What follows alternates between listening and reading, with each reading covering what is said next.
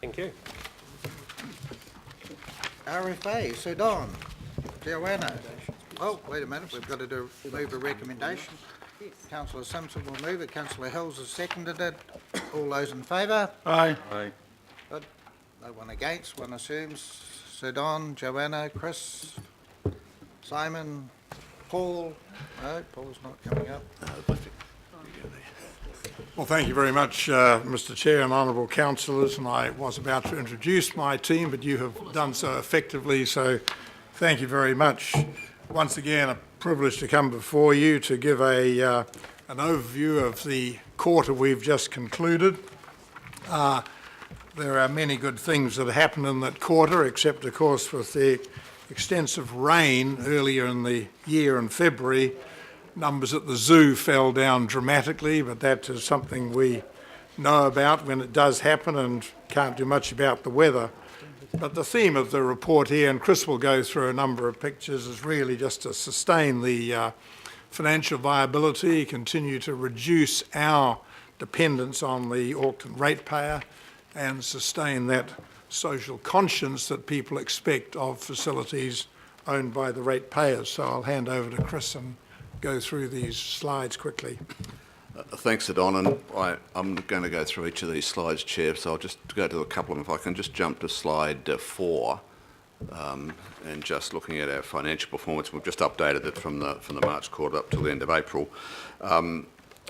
And just as Don mentioned, we are sitting behind our external revenue by about $2 million as at the end of April, which is driven by two things, the issue around the zoo and the wet weather, which Don touched on, and also the highly competitive environment around our convention business at the moment. The convention business is actually running ahead of budget, running ahead of last year's result, but not meeting the stretch targets that we put in place when we set the budget for this year. One of the factors around that, of course, is the fact that this convention business is cyclical. We also are finding that quite a lot of the convention activity now here is struggling to find accommodation in Auckland for their convention activity. So we are seeing more sort of 1 or 2 day events more than sort of 4 to 5 day events that were previously. We're managing to sort of bring our budget back to a reasonable level at the moment by managing our expenses. Our expenses sit favourable to budget by about $1.5 million, which is we're holding off on appointment of vacancies. We're reducing our marketing, and we're trying to contain our repairs and maintenance as much as we possibly can. This, of course, is probably putting some pressure into the future revenue opportunities for the business, but we're just working through that at the moment, and we expect that we'll probably have a variance to budget at the end of the year of between sort of $500,000 and $600,000, but we'll continue to sort of drive that hard to see if we can bring that closer to a balanced budget. If I can just flick a couple of pages, just a quick summary in terms of each of the businesses. Auckland Art Gallery will probably come in on budget. It's met its visitation for the year, very much driven by the results of the Lindau exhibition, which we had just under 100,000 people through. And we have had a significant amount of gifted artworks this year. Unfortunately, we don't recognise that revenue of 4.1, but it's significantly up on the 800,000 we had for the same period last year. The convention business I've touched on. We have had more than sort of 550 events, but a lot of those have been of shorter duration than we had originally planned. And I touched on the fact that we've looked at that, our stretch targets just haven't been achieved. Auckland Live continues. We've had some events that have been very successful. Priscilla certainly didn't make its numbers this year that we had expected, but we've got things like West Side Story and Matilda, which we expected, to be sell-out performances coming over the next few months to sort of try and recover some of that performance earlier on in the year. From an Auckland Stadium's perspective, and I think last time we talked about the 7 concerts and the value that they bring. They've had a lot of event days, and we're continuing to try and build on that concert performance for the next year. As I said when we were here a week or so ago, we've only really got one concert locked in at this stage for next year, being the Ed Sheeran concert, but a number of other good opportunities are there at the moment that we're pursuing. And I think the zoo, we won't sort of reach the visitation levels that we have budgeted for of 730,000. We're probably going to be just around about 680,000 for the year, again, just mainly due to the rainfall. And we've got the ongoing challenge, of course, of the zoo going into a major development phase later this year. So, Chairman, I wasn't going to sort of talk any more about those slides. I think it's probably an opportunity for questions. Remember, we had workshops recently, so a lot of this has been gone over. So, Councillor Watson. Thank you, Mr. Chair, and thanks, Chris. Just certainly like to make the observation of the excellent improvements via the capital works at Mount Smart Stadium, which is really turning that into a superb world-class venue. So that's really pleased to see the projects that have been completed there and the way the facility's evolving.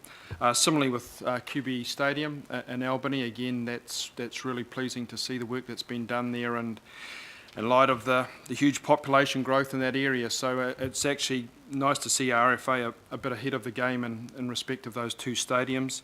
And just checking whether that the business case for Western Springs, that's due to your June board meeting, is that correct? Yes, we're still working on that at the moment, and we expect that it will go to the board in that month. Just trying to look at sort of all the various options as part of the overall stadium strategy at the moment. Okay, and we will be getting that shortly thereafter, won't we? Yeah, we'll update in terms of that after that. Right, well, everyone who's on this list here has indicated they only have a little question, so that's great. Councillor Goff. Famous last words. Right. Oh, sorry, Mayor Goff. Thank you very much, Mr. Chairman. Just one question. Look, first of all, congratulations on a number of the things that RFA has done. You know, been incredibly successful. Things like the art gallery and Auckland Live, etc. I understand why your revenue is down. If I'm looking at page 58 and the unaudited financial performance chart, the figure I didn't understand was that under the expenditure line, other operating expenses, the figure we're running nearly a $5 million deficit. I just wondered why the operating expenses appeared to be up significantly. That includes our cost of sales, so it depends on what type of events we run, whether we're just a box hire facility or whether we take an interest in the actual event itself. So it could mean that we have zero expenses for an event, or we have $200,000 or $300,000 depending on the makeup of our events. So can you be a bit more specific about explaining the why that variance is there of 4.930 million? That was the figure that concerned me. It's obviously more than one event, or yeah. It'll be a multiple of events. When we do budget, we assume a certain amount of our events will be ones that promoters will come and run the event themselves. But if we see an opportunity that we could potentially partake a bit more with the event, then we'll recognise the costs. So it's just an assumption at the beginning of the year in terms of the type of events we'll run ourselves. We'll take a stake in, and versus what we think would be just a straight hire facility. So it depends on the makeup of that, and it will swing wildly from year to year. So is that 15% variance that we're seeing there, is that unusual in terms of, say, recent years? It'll be, if we're looking between year to year, it'll be a negative 15% this year, could be positive next year. So it's not unusual for our business to have that. Rather than take up any more time on this now, Mr. Chair, I'm still a little vague on the explanation that you've given. Could you come back to us maybe with a note in writing that explains it reasonably clearly? That would be helpful. Sure. Thank you. Okay. Councillor Lee, Denise. Thanks, Mr. Chair, and thanks for the presentation and for your work. So you've got your Health, Safety and Risk Committee meeting on a quarterly basis, and you've got the Capital Projects Subcommittee that considers projects of high public interest or risk.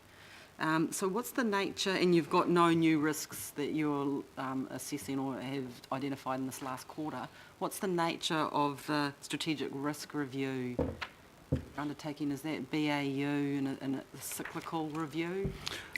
Yes, I mean, we go through on an annual basis just to reassess our strategic risks. Clearly, we've got a lot of operational risk that we deal with on a regular basis, but we sit down and say, what are the key strategic risks facing the business, and then sort of feed that in as part of our strategy and how we develop from there. So we just do that on an annual basis. And the structure that I just outlined, that structure has been in place? Sorry, I missed it. So the structure you've got with the Health, Safety and Risk Committee as well as the capital projects, so feeding into the board? Yes. I mean, all the committees feed into the board. So very much the Health, Safety and Risk Committee looks at those key areas. They have a close relationship with the Audit Committee, and clearly a close relationship with the Capital Projects Committee. So there's interaction between the three, and it all feeds back into the board on a monthly basis. Right, just the way it reads, it looked like a new review, but thanks. Councillor Walker. Sure. Some commendations. First, it's really good to see the number of concerts that you've had, and also the arts festival that I understand has been a great success. So just going to some questions. First of all, just around revenue, and I'm particularly picking up around the zoo. Is there an opportunity for more promotion, particularly around things that might be price sensitive around the zoo, just to get more people there, so that when you have a rain event, you can maybe bump the numbers up and turn them around? I'll tell you, one thing we don't normally find, of course, is on a rainy day, double the number of people go to the museum. So in one way, the city kind of gets the entry fee anyway. But not as much. It can be. Can be? The museum on a wet day is a very full place. But the challenge is also, of course, parking at the zoo has become an absolute premium now, and that's where we really have to extend ourselves to make sure that people can, in fact, park their car there. So the other question I've got just goes to collaboration with other parts of the council family. I'm thinking particularly of Auckland Council events, obviously Auckland Festival, which is technically not Auckland Council, but we're a prime funder. Did I mention AT? Yes. AT as That well. one, yeah. So how are you getting on in terms of really putting an offering together that, frankly, other parties can't compete with because we've got those relationships? Councillor, I mean, I think we are, the relationships between ourselves and the other CCOs works well now. We're doing a lot more together. From an AT perspective, we're now talking more about sort of what's the yearly program or future years programs, and looking at how we can make sure that we balance events over the duration of the year. We know we have this challenge around the summer period when there's a lot of events and we have very little spare capacity. So we're now looking at how to spread that over the shoulder season a bit more now. So we work closely with Auckland Transport. We work closely with Panuku in terms of both event activity and just general events within the city. Okay, and the other question I've got, and I don't need the answer to it right now, but I'd quite like to see just a breakout for the Auckland Festival in terms of what that's done for RFA's activities. Okay. Thank you. Okay. Thank you. Councillor Simpson. Thank you, Mr. Chairman. Look, I'm very impressed with your $7 million of operational savings, and one of the and also 66% of your operational costs are met through external revenue against the annual target of 61%. So that's really, really great. One of the reasons that I think councillors need to really understand and look at what you're saying here with regards to your performance report is that next week we've got a budget decision. So it helps shape our thinking to the background of where you've come from. I know we've got one more quarter to go, but we're about to make some decisions next week. So another $1 million in savings. How are you thinking that's going to work with what you're doing? With a struggle. And as that hit us fairly late in the day, look, you can always do it, but we do have to carve off things that we are doing and we would see as pretty important, but we're obliged to hit that bottom line. Council wants another $1 million off us. We just have to find it somewhere. There is, of course, a risk in relation to doing that, as Chris alluded to, in relation to the savings and the costs anyway, that in the medium term it may have an impact, that reducing costs in the long run potentially can reduce our revenue and therefore our contribution to the costs. And so I think those need to be weighed up. It's always possible to cut the $1 million. It's just, what is the impact in the future? Your core business. Well, it's all about it. Yeah. Well understood, Joanna. Councillor Filippino. Thank you, Chair. And yeah, look, my question was around the first slide you showed, Chris, and it was under operational expenses favourable to budget by 1.5 million. And that last bullet point, these may be counterproductive in the medium to long term. You have just explained basically what will be counterproductive, and it sort of flows in from the last item that Councillor Holtz mentioned around the reduction of staff, and then hello, we get more work to do, and guess whose fault it's going to be. So, I mean, all good saying, oh look, cut this, cut that, as in $1 million, but when I see deferring appointments of vacancies, that then puts pressure on staff who are currently there. You know, I mean, but sometimes I think the people around this table don't actually think about that. All they think about is the dollar term, but they don't really realise how much pressure it then applies to the staff who are currently there. You're then looking at reducing marketing spend. How are you going to end up getting people coming through to Auckland?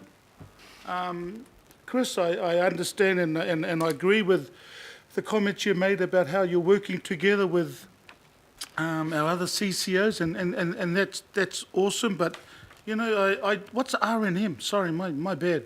Repairs and maintenance, the normal things you do every year, which sometimes you say, well, yeah, we won't paint it this year. So that's the reason why I mentioned it here, and that was the best slide. That number 4 was the best slide you could have started with, Chris, because it really brings home to the people around this table that we've got that, we're reducing that, we're deferring appointments.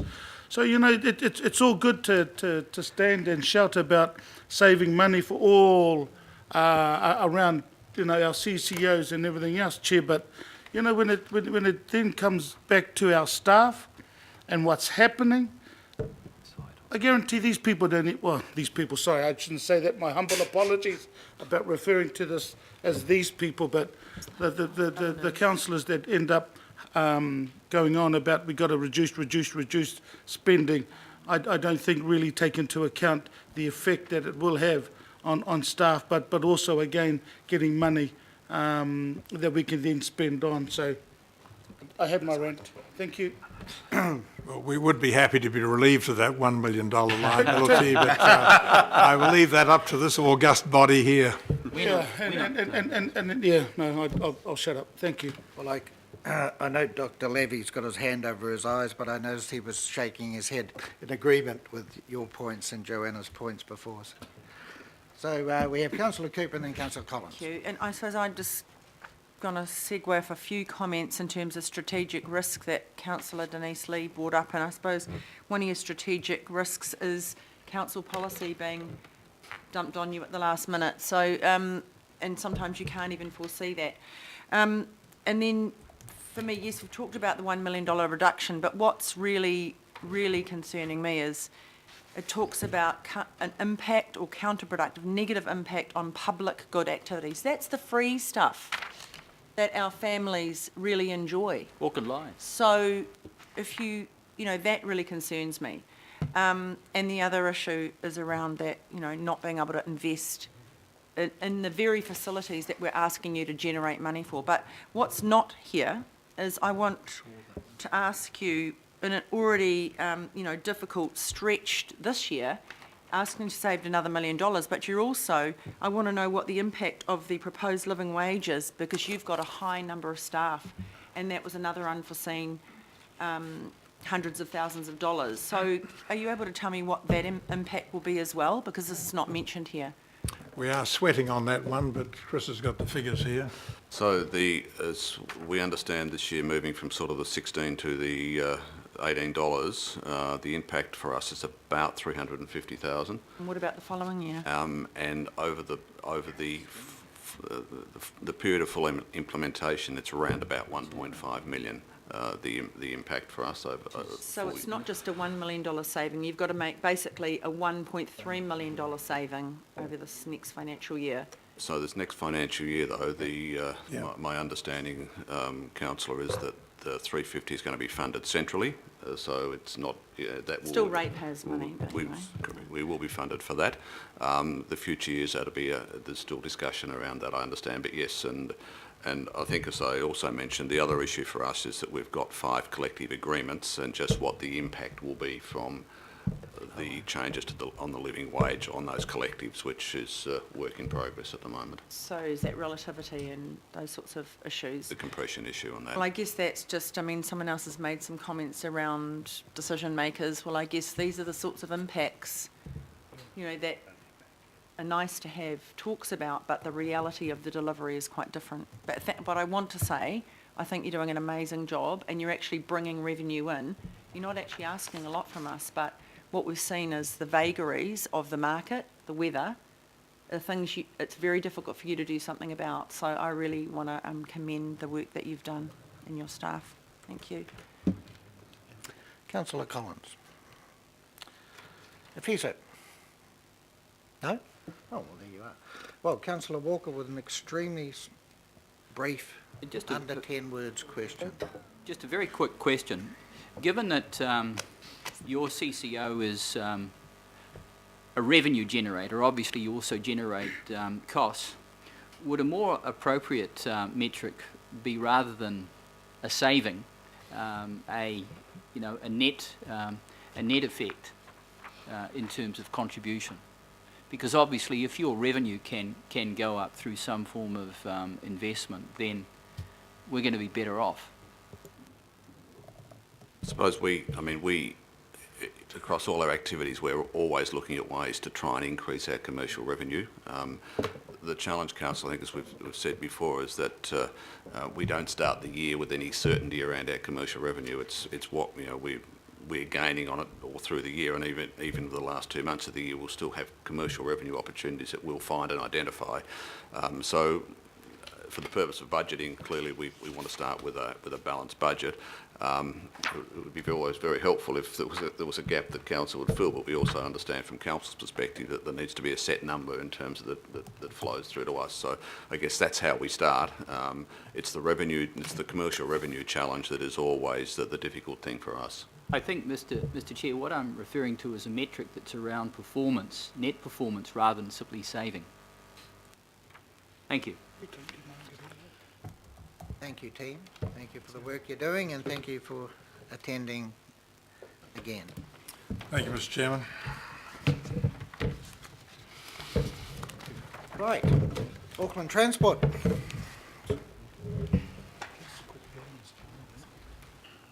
Esther, David, Richard.